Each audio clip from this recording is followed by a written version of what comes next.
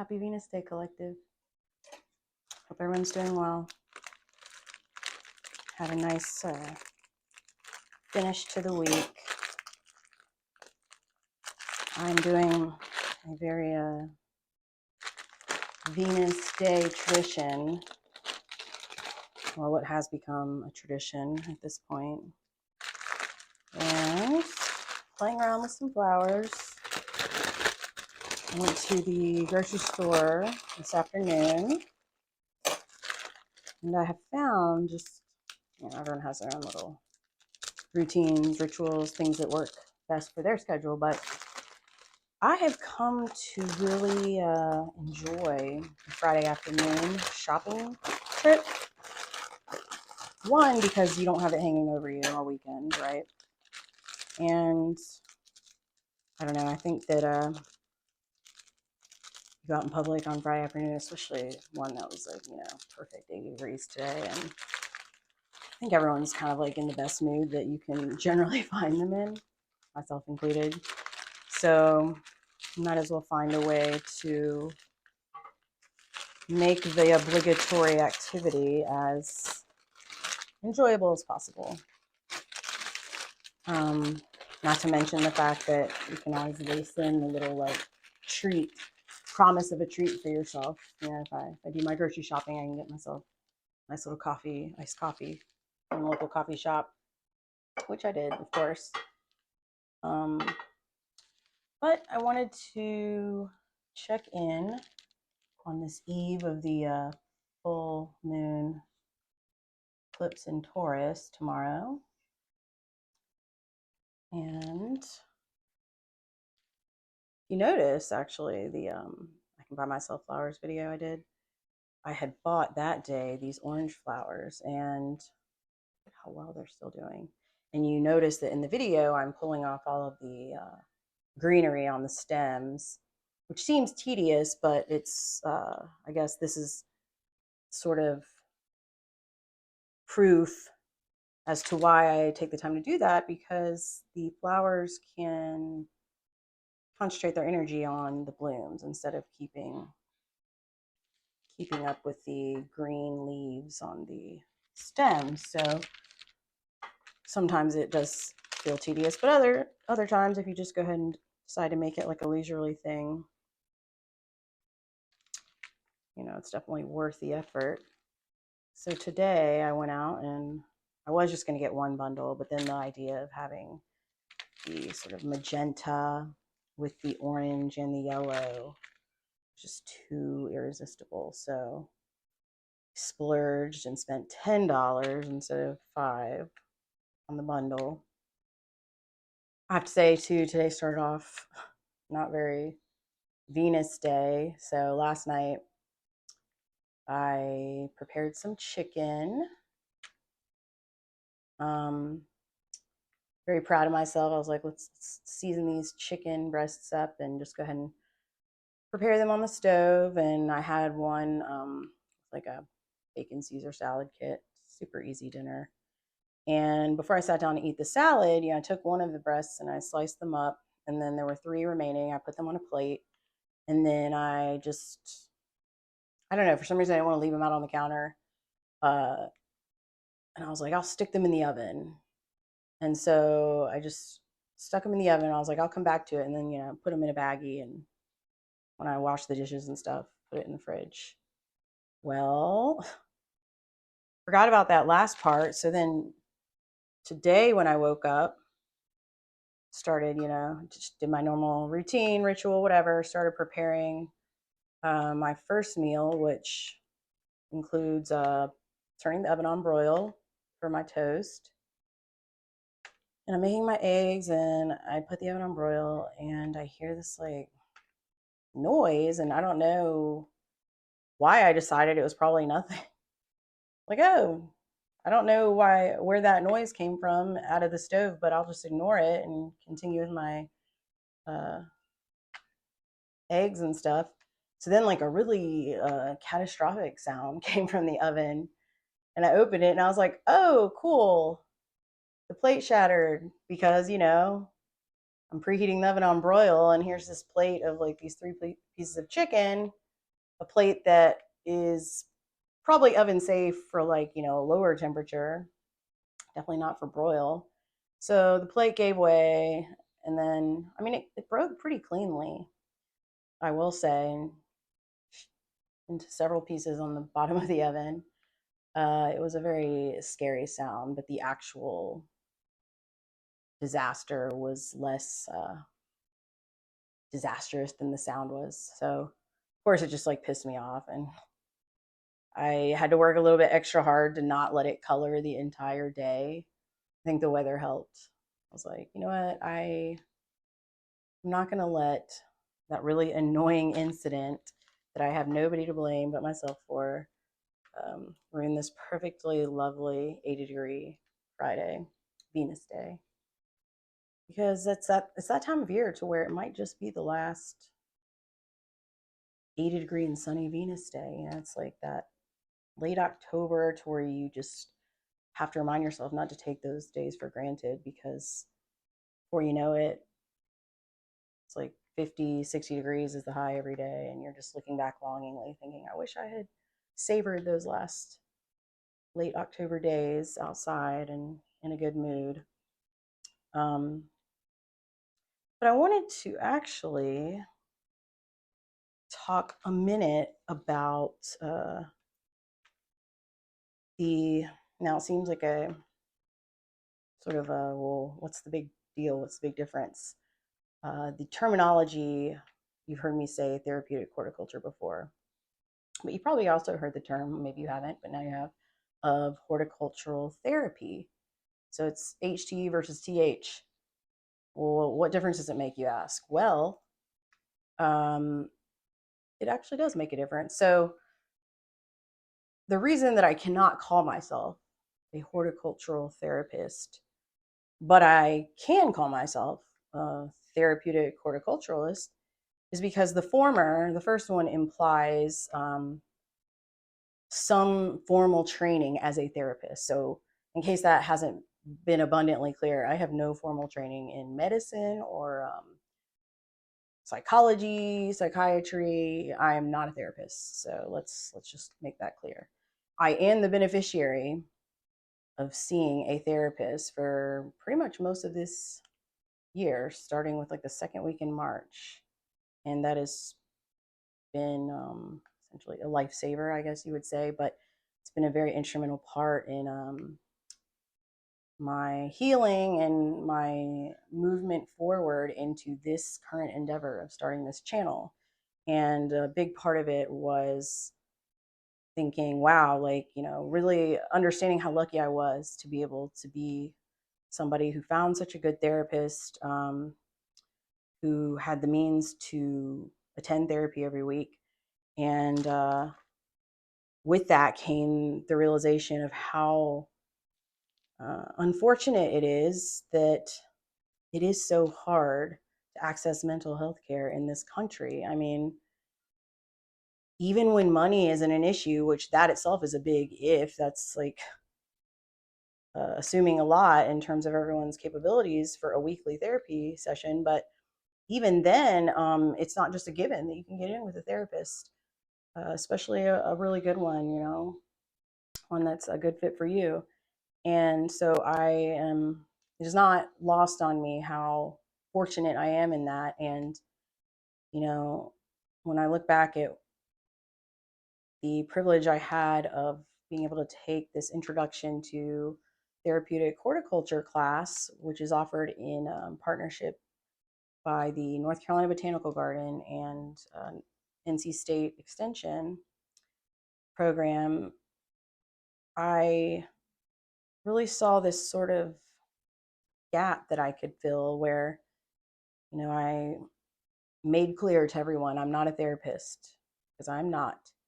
But as I started to realize over time, and as my therapist even helped me sort of make uh, a concrete understanding within myself, is that you do have still something to offer in the capacity uh, of somebody who has a lot of experience working with plants and who has life experience, who can talk about the things that you do have expertise in, offer insight and not try to, it doesn't have to be something where you're holding yourself out as something that you're not. And I mean, it seems like such an obvious thing, but I guess it just goes to the whole start where you are. It's like a thing to where overthinking myself in inaction coming into play and always thinking I have to have more credentials, um, before I start talking about a thing. And I realize, like, wow, like, look how long I've been gardening. Look how long I've been studying astrology. I mean, so I do my formal training, I guess, in the institutional sense is I went to North Carolina State University for undergrad, and I majored in political science and minored in philosophy. And then I went into law school. I didn't take a break year at all. In hindsight, I wish I had. I just think that just kind of think would have been better in general, but teach his own. So, I got a law degree. And you're probably like, well, here you are talking about astrology and plants. That's right.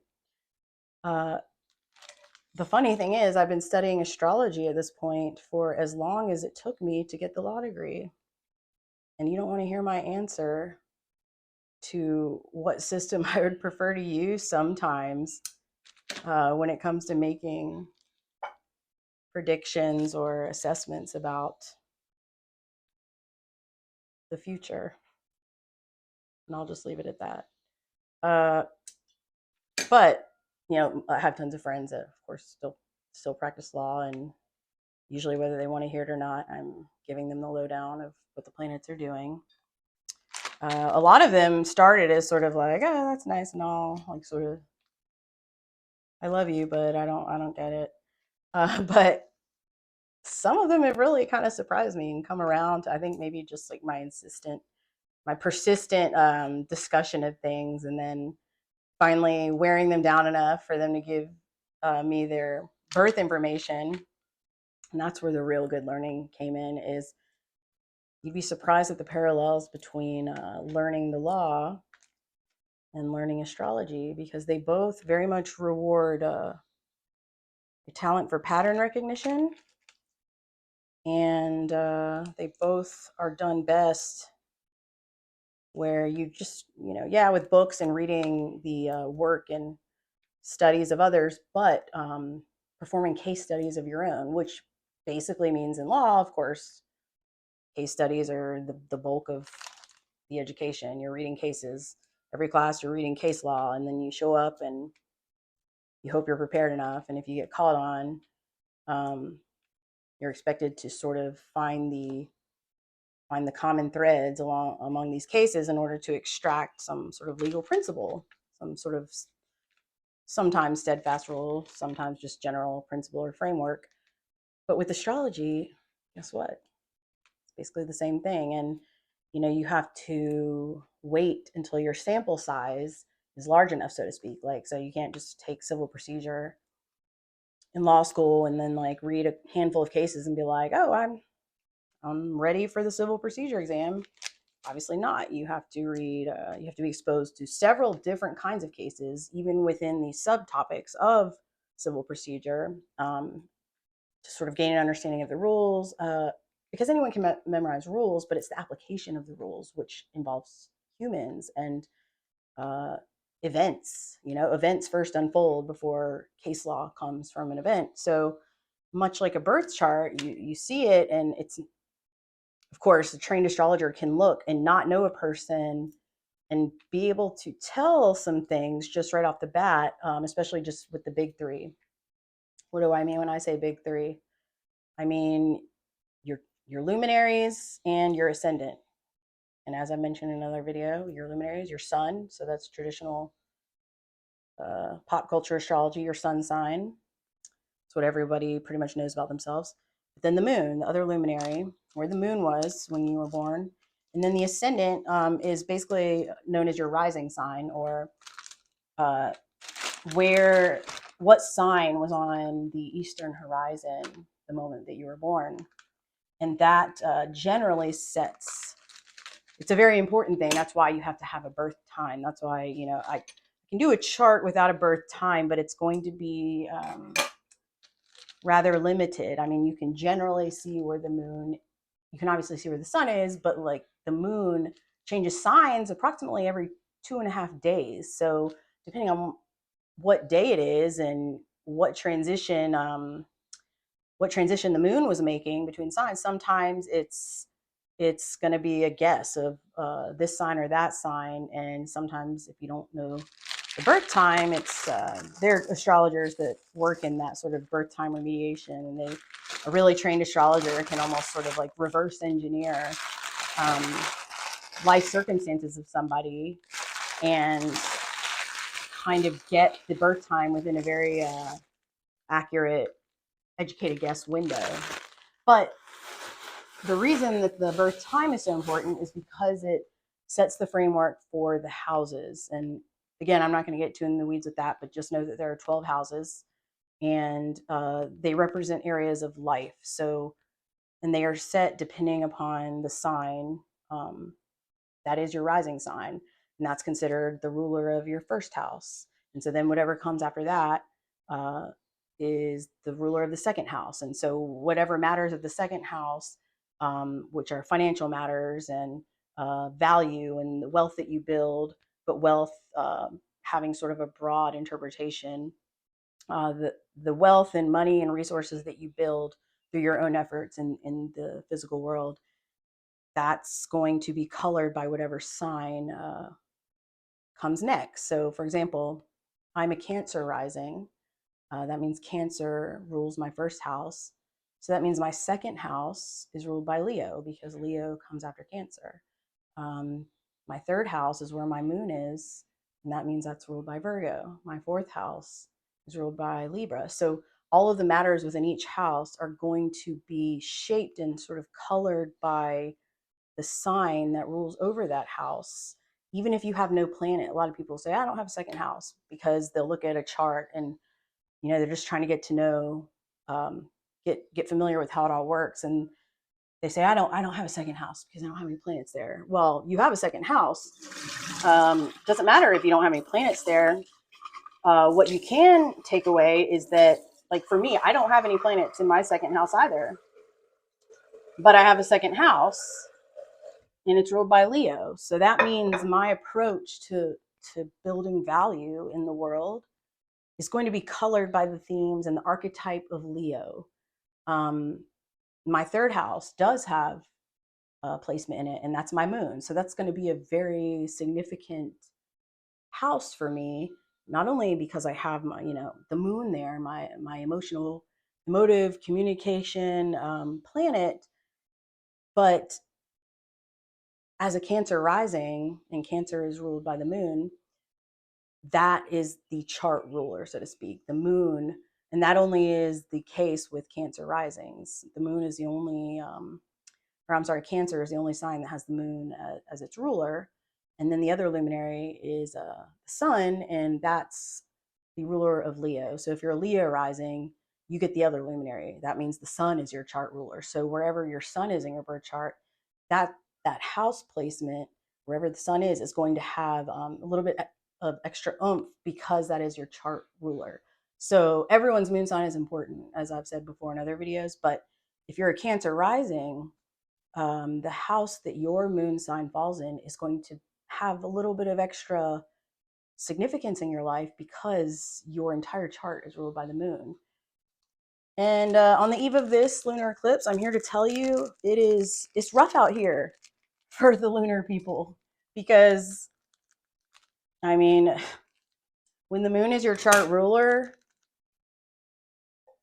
the emotions, you got to really ground yourself, because like I said, the moon changes signs like every 2.5 days.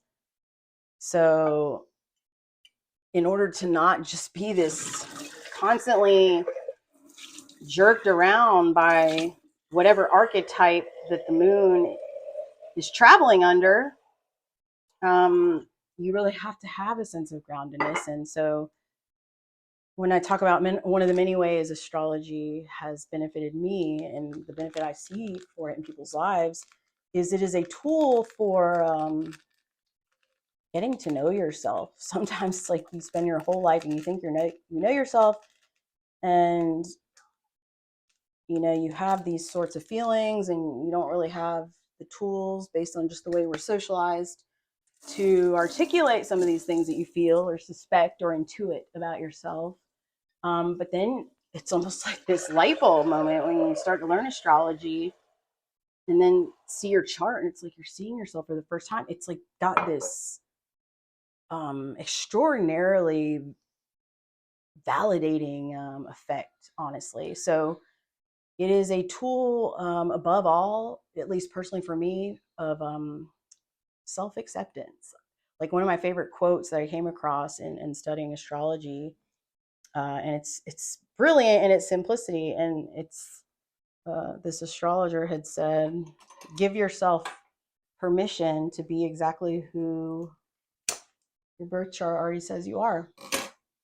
And I thought, I don't know, that really stuck with me because it's easy when you almost feel like why don't I fit in this particular way? When your left brain tells you, yes, this is the correct course. This is what I should do. This is what people in my position should do. But you're like, I know I'm not tripping. Like, why do I feel so pulled in this direction? And astrology was just this like thing that finally I felt validated in ways that I just didn't know validation in that way would be so tremendously healing for me in particular. And I that's why I decided, when formulating my approach to this channel, it couldn't just be a channel where I talk about therapeutic horticulture. And it actually didn't have to be, because the whole thing about therapeutic horticulture is essentially um, using plants and plant related activities um, to essentially help with the human condition. It shows the link between plants, plant related activities, and general human well being, and that link has been made for since ancient Egypt. Honestly, it's not a new concept. It's just it often gets tossed into the woo woo pile because it's this interplay that we feel but we don't see, so to speak. But any nature lover feels it. And, there are plenty of nature lovers out there that would still be like, astrology, that's woo woo. Plants, but they would still subscribe to the whole idea that like plants make you feel better. Plants respond to music. That's like a well established thing. Um, Plants respond to one another, other plants in proximity to them, in ways that suggest like this sort of presence that we all just sort of shrug off, like, oh well, that's just a thing. But then we just kind of leave it there and don't really pull the thread, because we don't really have the tools to, I guess, our left brains fall short in that way. So going back to therapeutic horticulture and horticultural therapy, and why I cannot call myself a a horticultural therapist, is because I, again, am not a therapist. My formal training has nothing to do with health, medicine, you know, psychiatry, psychology, any of it. But my working with plants, oh wow, that's been well over a decade. That's probably been about 15 years at this point. And studying astrology, about 3 years at this point. And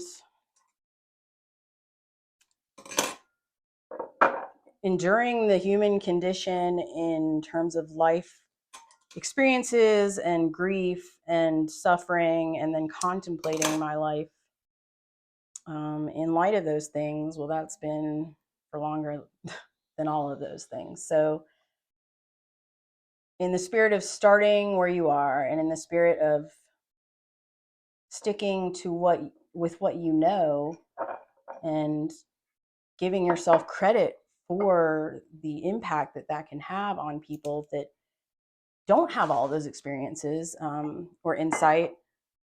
I just thought I want to do justice, and introduce people to a lot of these concepts, but I don't intend to be the expert on therapeutic horticulture on YouTube. I don't intend to be the expert on astrology on YouTube.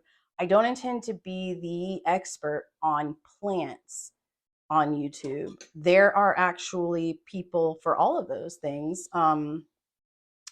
And I hope actually to serve more as a bridge for all the people out there that find themselves a little bit in the weeds when they try to jump right in to go to the expert channel for any one of those subjects, that sort of need the little like dipping the toe in the water approach, like that sort of um, someone else who's familiar, has a working familiarity with all of those subjects and can sort of help guide the way. It's almost like I imagine myself as sort of like this circulation desk at the library expert who, in order to work at the circulation desk, you have to have like sort of this expert of no particular thing, but familiar with all the subject matter and sources that people can be steered to go deeper into whatever facet they are actually looking to learn more about. So I really saw again this need to for somebody to, you might call it like woo woo for beginners, if I'm trying to poke fun at it a little bit. But again, I don't want to diminish the validity of the subject matter, but I also, I am very familiar with the left brain, the shortcomings of the left brain training, especially in the formal sense. Like I used to be there, and I always felt that there was a lot missing, and left me feeling sort of having more questions than answers the more I learned about the structures of society and the way that they're supposed to go, and then seeing the way that they actually go, and just feeling like there had to be something more that didn't necessarily mean discarding everything else that I knew, but that helped sort of serve as this filling in a lot of the blanks. And that's kind of where I hope we move as a society going forward a little bit more, is an emphasis on integrating these parts of ourselves, the left brain and the right brain. We need them both. And I think that there's this huge disservice done to all of us when it's all one or the other, because that's not really how anything works now, is it? So I hope that this channel sort of, that's why I kind of, I realize it's a hard thing to categorize, because the aim, among other things, is to help people sort of feel like they can integrate these what seem like disparate parts of themselves, but they're not disparate at all. Like the more you start to learn and see these things, I hope you will see that they all sort of, no one thing discards the other. It just sort of helps fill in the blanks in a lot of cases. And that whole giving yourself permission to be who your birth chart already says you are, I really hope that message really sits with you, because you might not be ready to have your birth chart read or done or whatever. That's fine. But I'm here to tell you, as someone who has a lot of formal education, I never felt more integrated and whole and confident in my ability to assert myself the way that I've always known deep down I was meant to in this world, until I really saw my own blueprint, I guess. And there's something sort of I don't know, relieving about it. I don't know. There's just something that's sort of comforting to know that, like, for better or worse, there was always going to be this sort of lesson or that sort of challenge or hurdle in this particular area of life in terms of my personal life purpose. Now, free will exists. So you're going to have like lots of different ways those lessons can manifest. But your birth chart does narrow it down, narrow the main activity down to a certain set of life areas. And that is one thing that will probably blow your mind the most when you first have your birth chart done, is going, what sorcery is this? Well, I mean, it's not. It's just the archetypes are real. And I've mentioned Carl Jung briefly, and I'll sprinkle him in more and more. But Carl Jung, for anyone who doesn't know, is a Swiss psychiatrist. He is considered a huge contributor of the modern field of psychology, especially in areas of depth psychology. Him and Freud were buddies for a while, and they essentially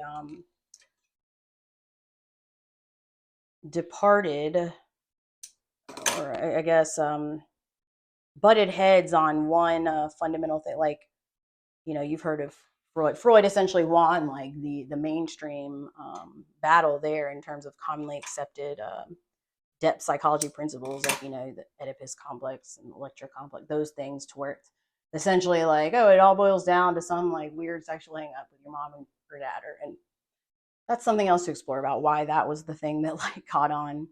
And remember, like, I don't have formal training. That's just my very rudimentary take on the whole Freudian approach. But Carl Jung was like, I don't know, man. Like, I want to talk about these archetypes and human, like the whole evolutionary psychology principle, where he essentially said that he believed that the modern human mind evolved over like 300 million years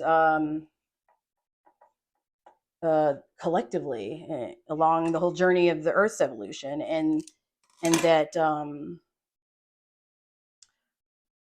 along the way, you know, there were these lessons sort of embedded within us all. And I said 300 million years. I didn't mean to say 300 million. 3 million years. Lessons embedded in us all in the form of like images, like archetypes. And he believes that to just be almost this like thing that you have imprinted somewhere deep down, and then as your life unfolds and you build in your own life experience along the way, these sort of like evolutionary uploads sort of present themselves as like sort of ahas. Like, you don't know how it got there, but you know it's there. You recognize it when you come upon a certain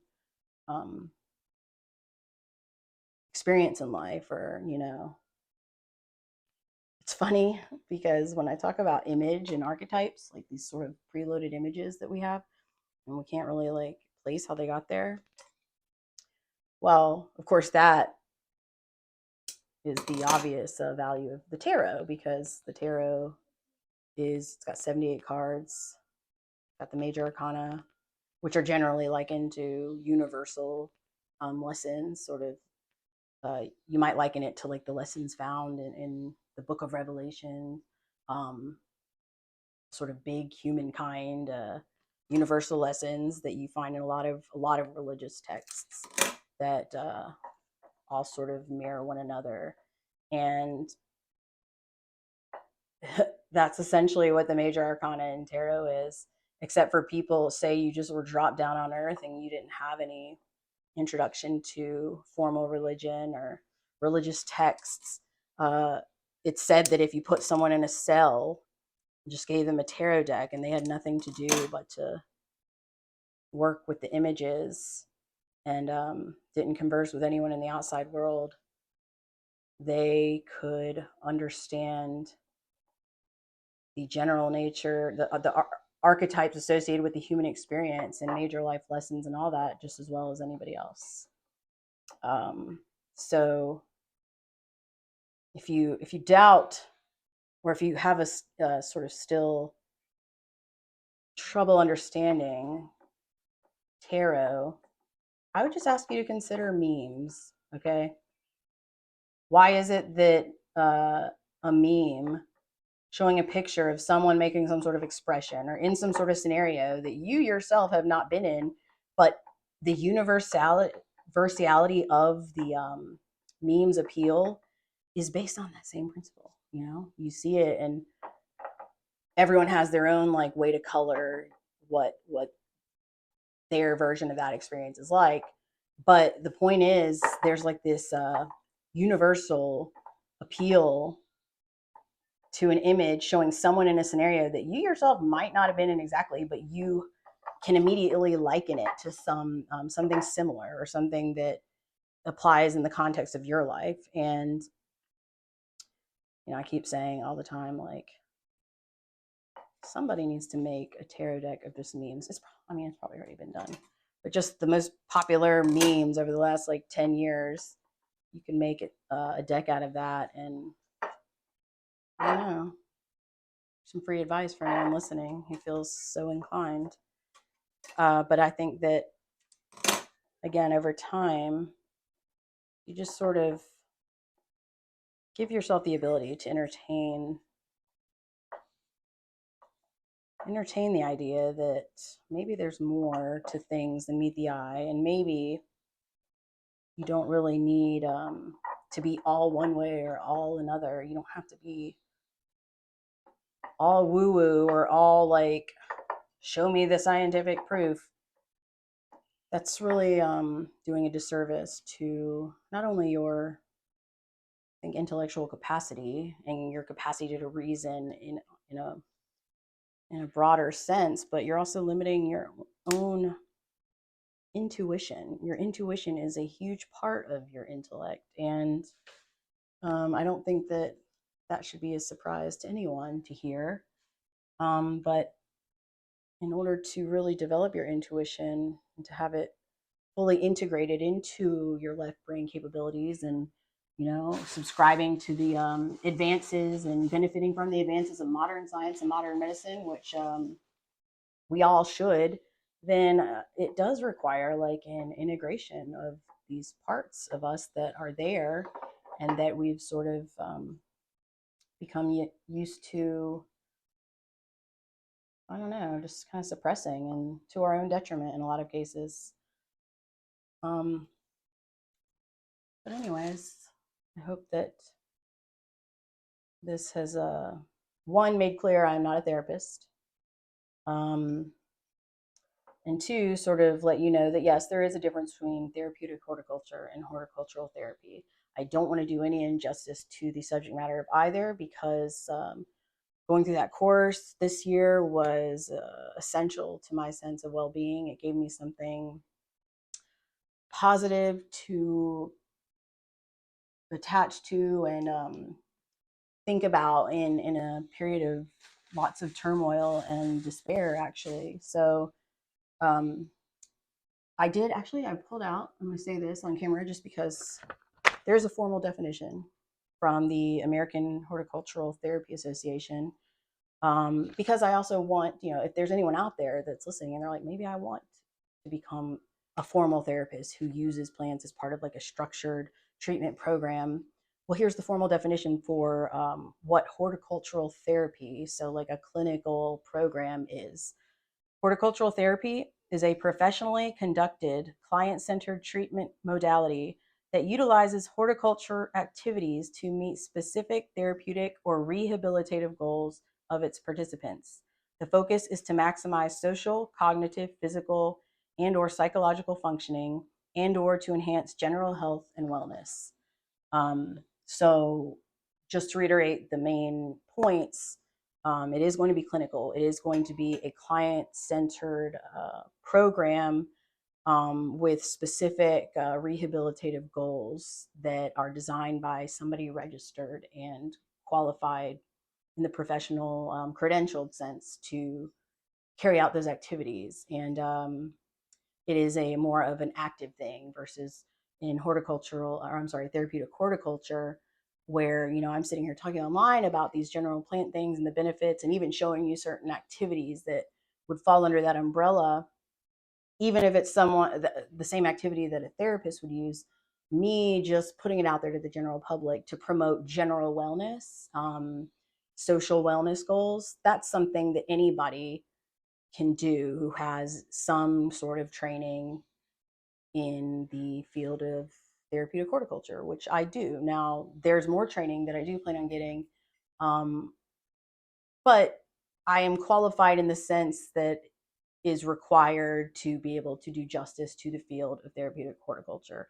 So I always want to make clear that the plant activities and things that I share on this channel are they're meant for social wellness goals, and they're meant to share my personal experience in benefiting from these things with you, whoever you are out there, as a means to inspire, and maybe give you information, convey information that you might find inspires you to pursue a more formal education in the field, so that you yourself can conduct client-centered activities that are active and clinical and treatment-based. So with that in mind, I just want to remind you that flower arranging, um, just being in the presence of plants,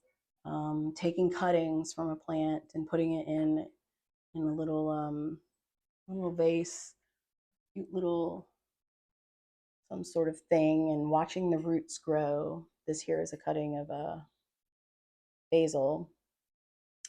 These are all things that, had you not even heard of therapeutic horticulture, or had I not taken a class or anything like that, I would, of course, be qualified to go on YouTube and talk about. But the class gave me a sort of framework for really uh, validating the benefit and sort of creating that nexus that I always sort of felt was there, between astrology and tarot and the plant world, and these sort of unseen energies that link us to the natural world. And I hope over time, me drawing these links and making these little connections in fun ways, and using my creativity to do it, I hope that it helps you